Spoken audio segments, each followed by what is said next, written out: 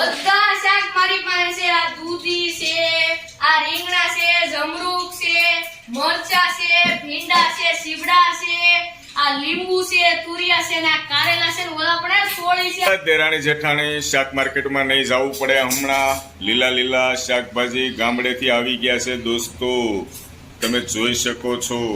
બધા જ શાકભાજી છે, વચ્ચે ફ્રૂટ પણ દેખાય છે।